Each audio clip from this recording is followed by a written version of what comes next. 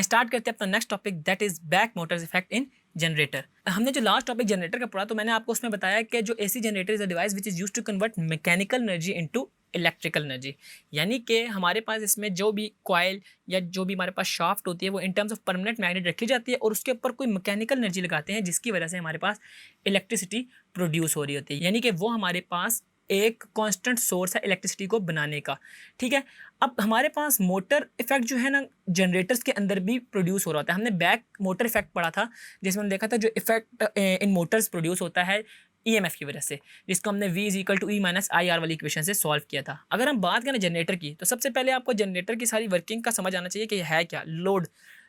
सबसे पहले मैं आपको बताऊं तो लोड हमारे पास वो चीज़ है जो जनरेटर से निकलने वाली इलेक्ट्रिसिटी है उसको कंज्यूम कर रही होती है। ठीक है जी, जो भी हम जनरेटर से इलेक्ट्रिसिटी को निकलती है आउटपुट पे उसको हम किसी भी इलेक्ट्रिकल अप्लायंसेस को चलाने के लिए यूज़ कर रहे होते हैं, वो हमारे पास लोड कहलाता है।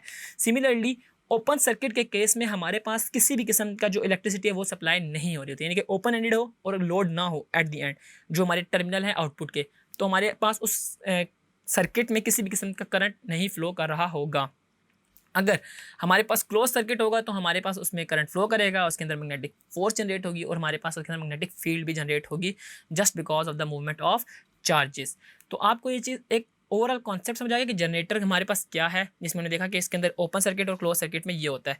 हम देख लेते हैं कि a current drawn through the coil and the magnetic force acts on the current carrying coil. वो जो हमारे पास करंट है वो करंट कैरिंग कॉइल उसमें से पास आउट हो रहा होगा। अब अगर हम बात करें, अगर आप ये डायग्राम देखें तो इसमें आपको इस चीज़ का पता चल रहा है कि जब भी हमारे पास एक कॉइल है उसको हम मैग्नेट के अंदर प्लेस करते हैं तो हमारे पास उसमें दो टाइप्स की फोर्सेस लगती हैं।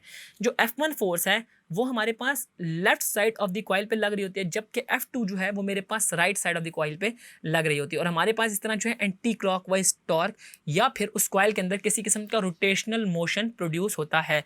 अब वो जो रोटेशनल मोशन है ना वही हमारे पास back motor effect in the generators कहलाता है।